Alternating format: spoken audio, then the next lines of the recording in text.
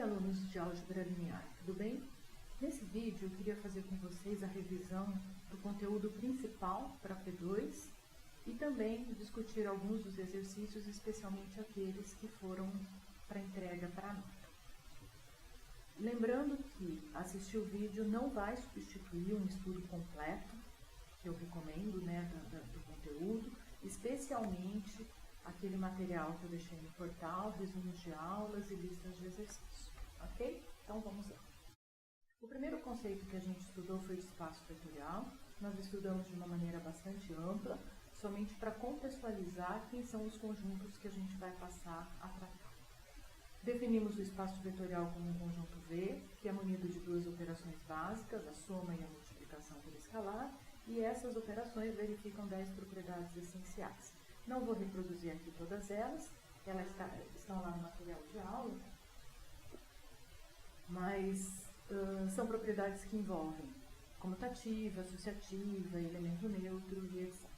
Nós estudamos, basicamente um tipo de espaço vetorial, classificados aí, mais especificamente para a gente. Foram os vetores do plano, os vetores no espaço e o conjunto dos vetores no espaço n-dimensional. Então, lembrando que o conjunto do espaço vetorial, o conjunto dos vetores no plano, é um conjunto que é definido por R2 e é formado por todos os segmentos de reta na origem do sistema cartesiano e extremidade num ponto xy.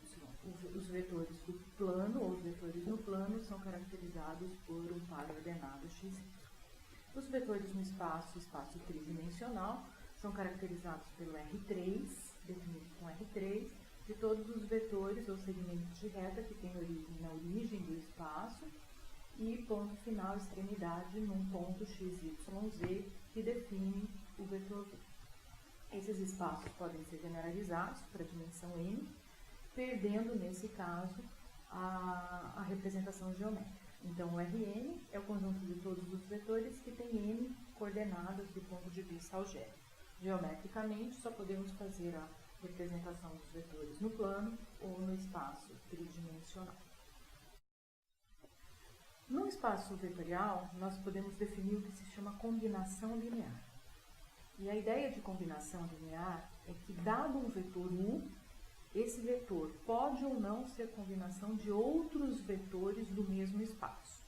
Então, numa definição mais formal, a gente diz que um vetor U é combinação linear dos vetores V1, V2 e Vm, quando eu consigo, ou quando existem constantes, números reais, A1, A2 e Am, que a combinação do tipo A1 vezes V1 mais A2 vezes V2 mais Am vezes Vm vai resultar no vetor U.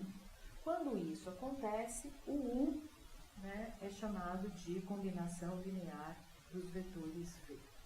Percebam que essa condição nada mais é do que um sistema linear. E a condição de dizer que existem as constantes A1, A2 e Am significa dizer que o sistema linear correspondente tem uma solução, pelo menos uma. Essa solução pode ser única ou infinitas. Mais especificamente, quando U é uma combinação linear dos vetores, a gente também diz que U é gerado por esses vetores ou que U está no espaço gerado pelos vetores que foram dados. Vamos pegar um exemplo, ou melhor, dois exemplos onde eu tenho uma combinação linear. No primeiro caso, eu estou dizendo que o vetor 1, 2, 1 é a combinação linear dos vetores 2, 0, 1, 1, 2, 0, 1, 1, 1. E no segundo caso, eu estou dizendo que o vetor 1, 2, 1 é uma combinação linear dos vetores 1, 2, 1, 2, 4, 2 e 1, 2, 1. Por que eu posso afirmar isso? Então, vamos lá. No primeiro caso, eu vou construir o sistema linear. Então, eu tenho uma constante multiplicada pelo primeiro vetor, mais uma constante multiplicada pelo segundo vetor, mais uma constante multiplicada pelo terceiro vetor, igual ao vetor dado. Então, percebam, o vetor dado é o que vem aqui depois da igualdade. Isso nada mais é do que reescrevendo um sistema linear da fórmula 2a mais b mais c igual a 1, 2b mais c igual a 2, a mais c igual a 1.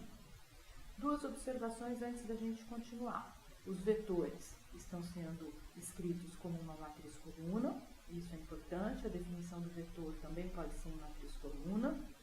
E segundo, eu caio num sistema linear e a resolução do sistema linear envolve todo o conteúdo que nós estudamos na primeira parte do curso. Resolver um sistema linear, existem várias técnicas, nós estudamos, mais detalhadamente a técnica do processo da eliminação de Gauss ou o processo de Gauss-Jordan. Como a ideia aqui é determinar se esse sistema tem ou não solução, então muitas vezes uma propriedade do tipo determinante da matriz dos coeficientes pode ajudar nessa solução. Tá? Mas o método mais seguro para eu conseguir determinar se esse sistema tem solução ou não seria o escalonamento. Nesse caso, não vou detalhar aqui, depois fica como exercício para vocês, mas esse sistema tem solução. Se eu fizer pelo escalonamento, eu vou encontrar um A, um B e um C unicamente determinados. Eu também poderia ter afirmado que o sistema linear tem solução calculando o determinante da matriz A. A matriz A é a matriz apenas dos coeficientes.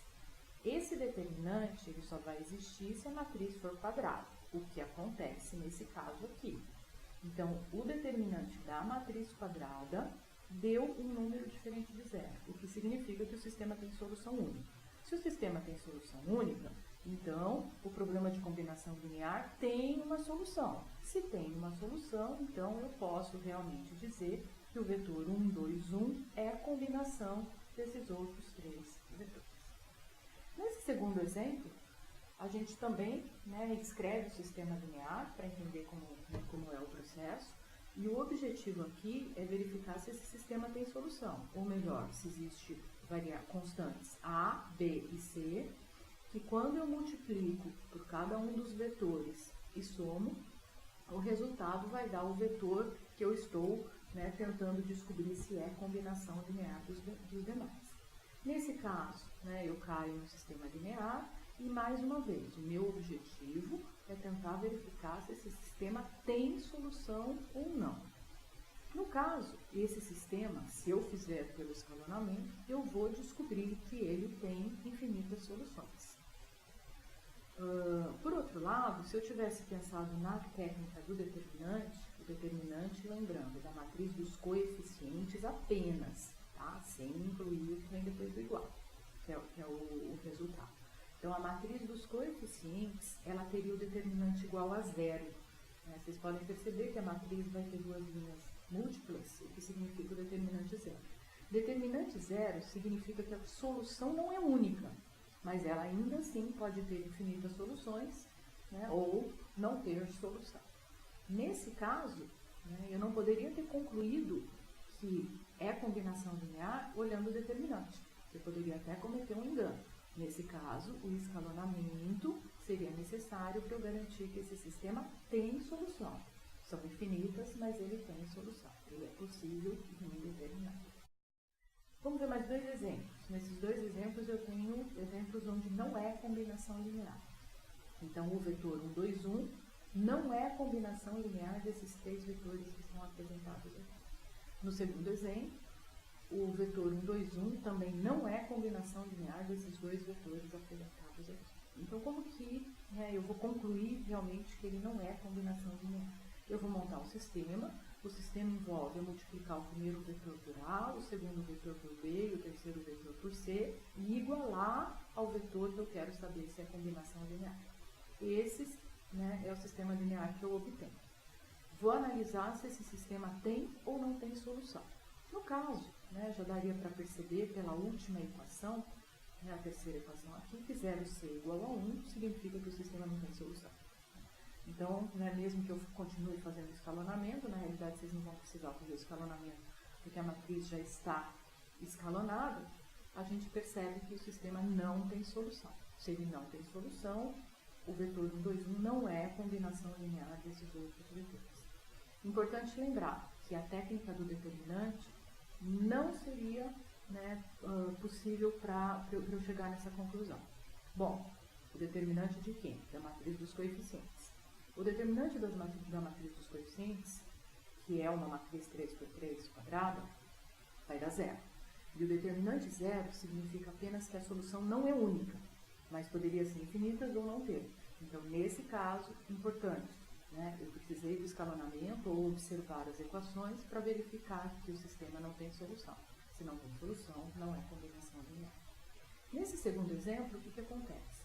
Eu tenho apenas dois vetores e eu quero saber se 1, 2, 1 é combinação desses dois vetores. Então, eu monto o sistema.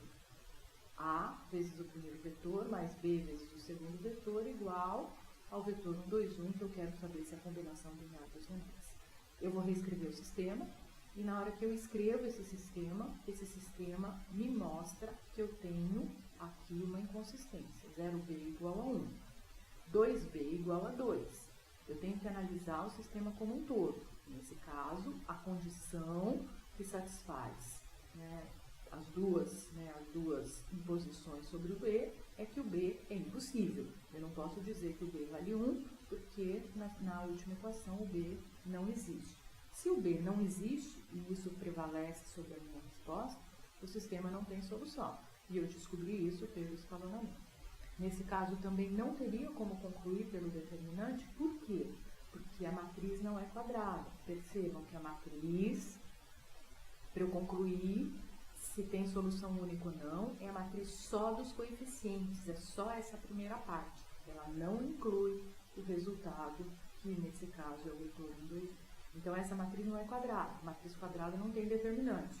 Então, não dá para eu, né, usar essa estratégia do determinante aqui para decidir ou para verificar realmente que o vetor 1, 2, 1 não era a combinação linear dos limites. Tá?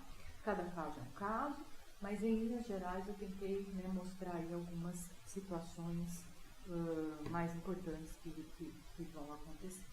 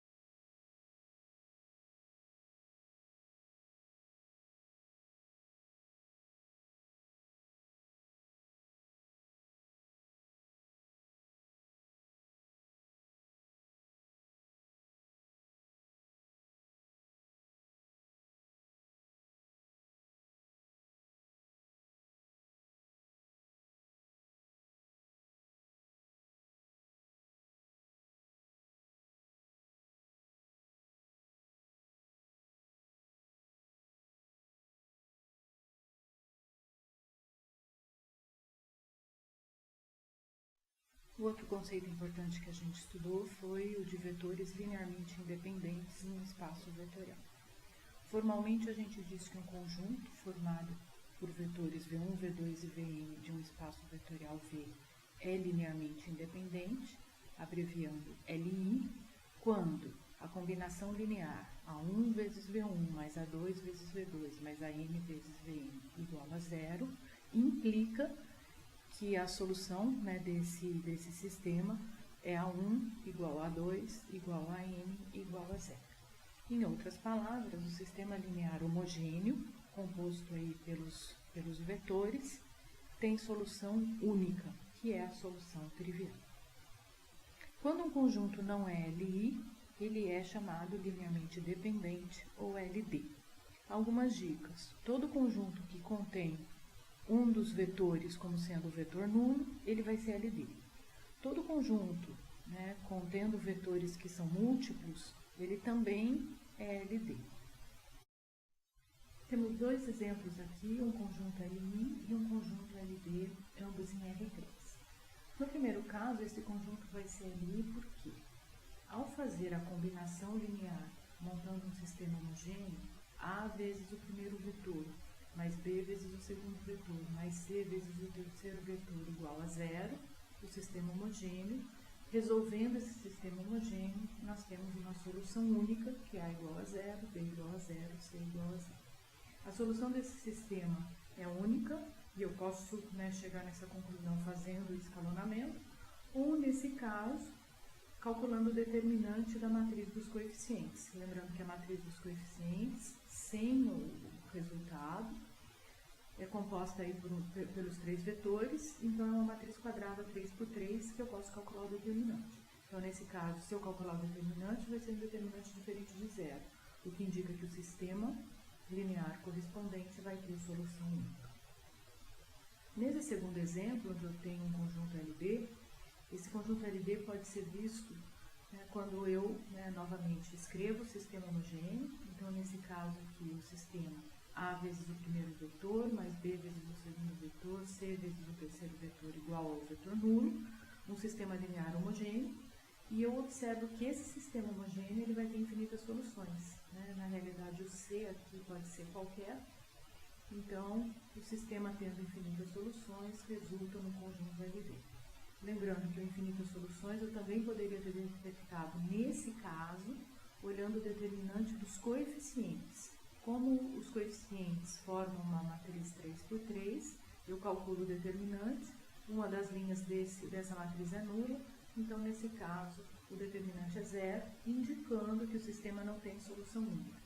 Como é um sistema homogêneo, o sistema homogêneo ou tem solução única ou tem infinitas, já que a solução trivial é sempre a solução do sistema. Então, pelo determinante, eu poderia ter concluído que o conjunto é LD. Na lista 4, nós temos o exercício 2, que pede para verificar se o conjunto dado é LI ou LD. No exercício E, para saber se o conjunto é LI ou LD, se os vetores são LI ou LD, vamos montar o sistema. A vezes o primeiro vetor, mais B vezes o segundo vetor, mais C vezes o terceiro vetor, mais D vezes o quarto vetor. São 4 vetores em R3 igual a zero, que é o sistema homogêneo para caracterizar LI ou LD. Ao resolver esse sistema, né, ao modelar o sistema, chegamos à conclusão que ele vai ter infinitas soluções. Essas infinitas soluções podem ser obtidas ou escalonando. Bom, na verdade, nesse caso, só escalonando, porque o determinante não pode ser calculado, já que a matriz dos coeficientes é uma matriz que não é quadrada. Então, escalonando, eu vou chegar em infinitas soluções. Infinitas soluções para o problema homogêneo, para o sistema homogêneo, significa que os vetores são LD. Também nesse exercício 2, a letra F, pedia para verificar se esse conjunto é LI ou LD. Construindo a combinação linear, então A vezes o primeiro vetor, mais B vezes o segundo vetor, mais C vezes o terceiro vetor, os vetores são do R4, igualando ao vetor nulo do R4. Ao resolver esse sistema, né, vai ter solução única, e a gente, né, pode chegar nessa solução única escalonando o sistema, já que pelo determinante eu não posso, né, chegar nessa conclusão, porque eu não posso calcular o determinante, já que a matriz dos coeficientes, sem o termo da igualdade, não é uma matriz quadrada, né? Ela tem 4 linhas e 3 colunas, não daria para calcular o determinante. Mas pelo escalonamento eu chego à conclusão que o sistema tem solução única e, portanto, o conjunto é LI. E o terceiro conceito bastante importante no espaço vetorial é o conceito da base.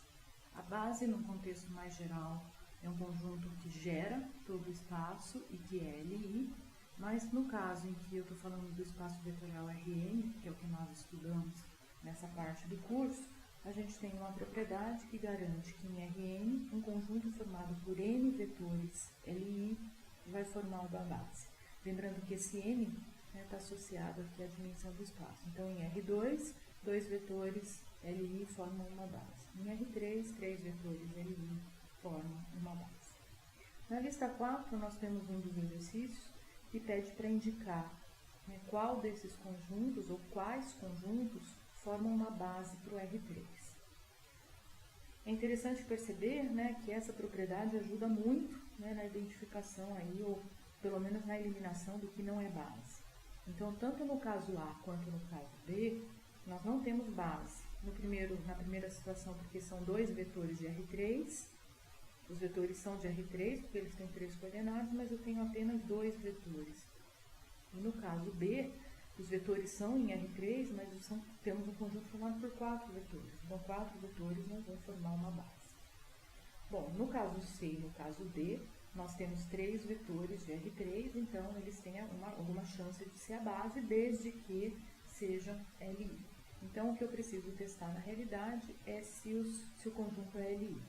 No item C, eu digo que eu tenho uma base, porque são 3 vetores LI. Como que eu vou descobrir se eles são LI? Eu vou montar o sistema homogêneo e verificar se esse sistema tem solução única ou não, como a gente faz para caracterizar as regras práticas para caracterizar um conjunto LI. Nesse caso, daria para calcular pelo determinante, então eu faço o determinante da matriz aqui formada pelos 3 vetores, uma matriz 3 por 3, o determinante vai dar diferente de zero, então eu garanto que a solução do sistema homogêneo vai ser única, e portanto, os vetores são LI e portanto são base. Já no caso D, eu também posso concluir que eles não são base, porque eles não são LI, eles na verdade formam um conjunto LD, já que o determinante formado pelos 3 vetores é um determinante que resulta em zero. Nesse caso eu posso usar a técnica do determinante, porque os 3 vetores formam uma matriz quadrada. Em outras situações, o L e o LD eu poderia escrever o sistema completo. Como eu estou falando de base, eu sempre vou ter uma matriz quadrada, então no caso da base sempre vai dar para concluir se eles são L ou LD pelo determinante da matriz. Então essa é uma situação importante. A base é muito importante porque ela gera o sistema de referência, ele é o sistema, a base na realidade é o sistema de um sistema de coordenadas para o espaço vetorial. O último assunto que nós estudamos nessa parte do curso foi a transformação linear, que em linhas gerais é uma função de um espaço vetorial em outro, e que no nosso caso é uma função de um espaço vetorial Rn para um espaço vetorial Rn. A transformação linear tem algumas condições sobre essa caracterização da função, mas, de modo geral, a gente pode caracterizar a transformação linear por uma multiplicação matricial. Então, a gente diz que L de um vetor V é A vezes V.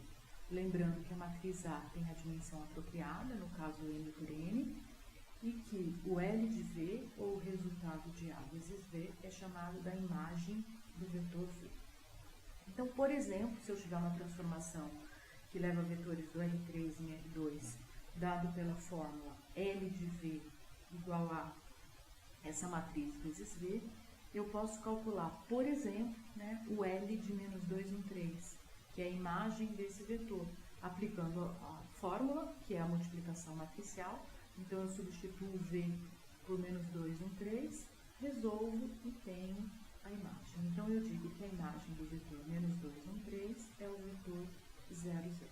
Isso pode ser feito para qualquer vetor, então, para cada vetor dado, eu consigo calcular a sua respectiva imagem.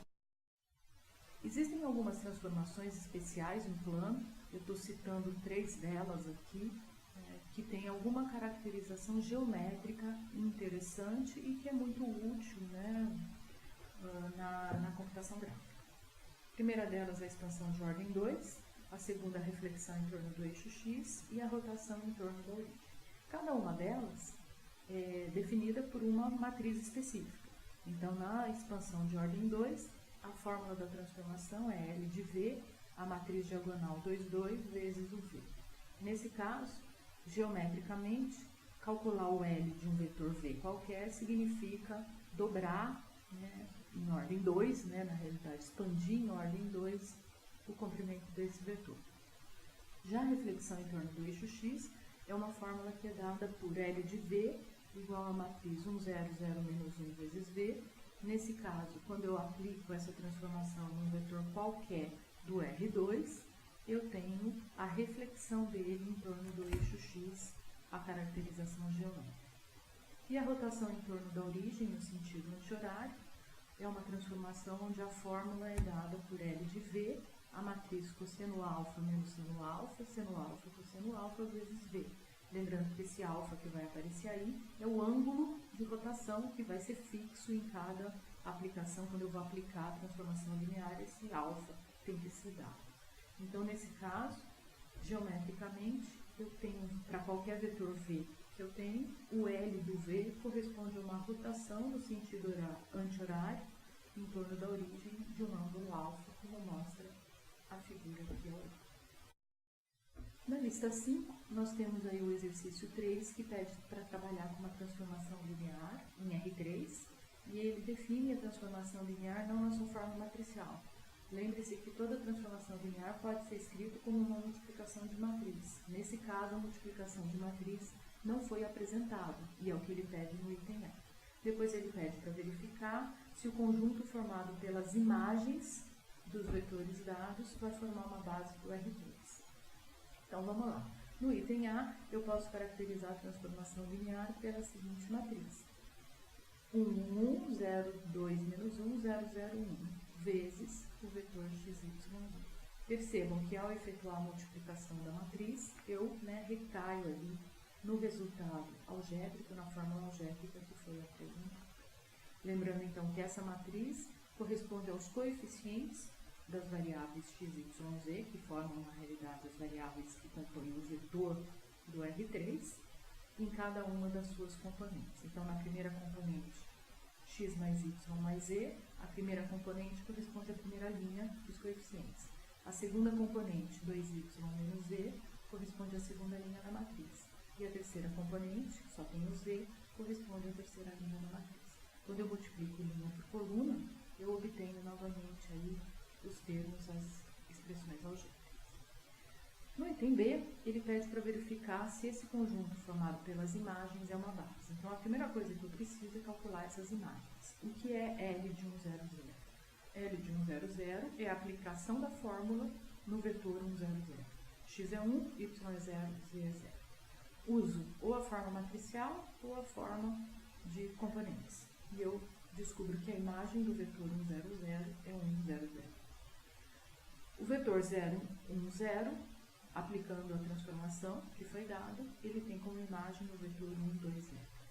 E aplicando a transformação no vetor 0, 0, 1, ou seja, substituindo ou aqui ou na fórmula, eu tenho a imagem do vetor 0, 0, 1. Tendo as imagens, ele me pergunta se esse conjunto formado pelas imagens é uma base. Para saber se ele é uma base, primeiro vamos construir o conjunto. Então, o conjunto que ele me deu, na realidade, o conjunto das imagens está aqui. Ele quer saber se esse conjunto das imagens é uma base. Para ser uma base, aí a gente recai no conteúdo anterior, eu preciso, em R3, 3 vetores de R3 que sejam LI. Então, eu preciso testar se esses 3 vetores são LI. E eu concluo que eles são LI, porque pelo sistema homogêneo, ele vai ter solução única. Poderia ter concluído isso usando a técnica do determinante dos coeficientes e verificando que o determinante é diferente do zero. Nesse caso, então, nós temos a garantia que o conjunto formado pelas imagens é uma base do espaço. Só queria chamar a atenção, nesse exercício aqui, quando ele pede para eu calcular o conjunto formado pelas imagens. Tá? Esse L que aparece aqui significa que eu tenho que aplicar a fórmula da transformação L antes de fazer a análise do conjunto. Ainda na lista 5, a gente tem o exercício 4, que é bastante interessante pela caracterização geométrica. considera um triângulo de vértices 1, 1, 2, menos 2 e menos 1, menos 1. Pede para desenhar o triângulo, para usar a transformação linear para calcular uma expansão e uma rotação desse triângulo e finalmente pede para desenhar o triângulo obtido. Então, desenhar o triângulo basta desenhar os pontos no plano cartesiano e fazer a ligação entre eles.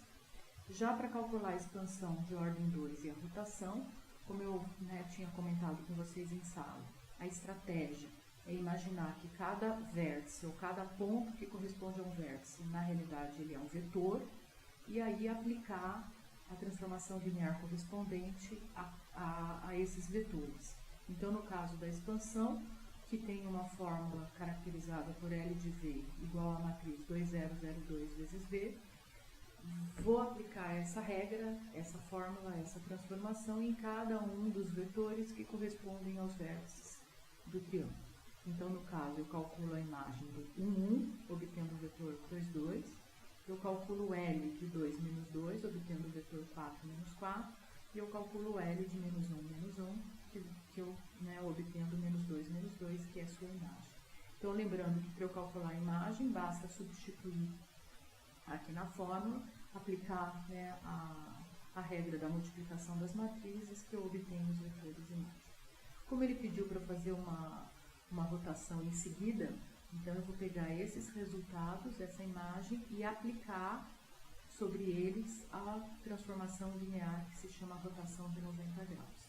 A rotação de 90 graus é caracterizada por essa expressão, que corresponde a multiplicar o vetor V pela matriz 0, menos 1, 1, 0.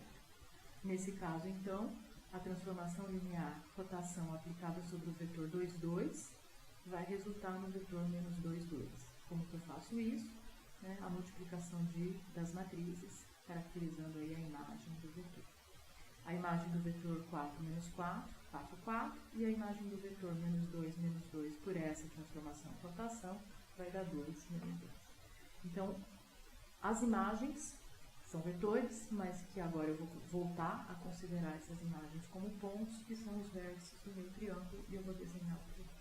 Importante ressaltar que tanto a expansão quanto a rotação foram feitas baseadas aqui na origem do sistema cartesiano. Então, a rotação de 90 graus ela foi realizada não pelo centro do triângulo, mas em relação à origem. Tá? Então, ele foi rotacionado em 90 graus, mas mantendo a origem, o 0, 0, como sendo o seu ponto fixo. Bom, e é isso. Desejo a vocês um bom estudo. Se tiver alguma dúvida, podem me procurar. Lembrando mais uma vez que, além do vídeo, é importante estudar todo o material que está disponibilizado lá no Integris. Resumos de aula, aulas e exercícios. Novamente, bom estudo para vocês.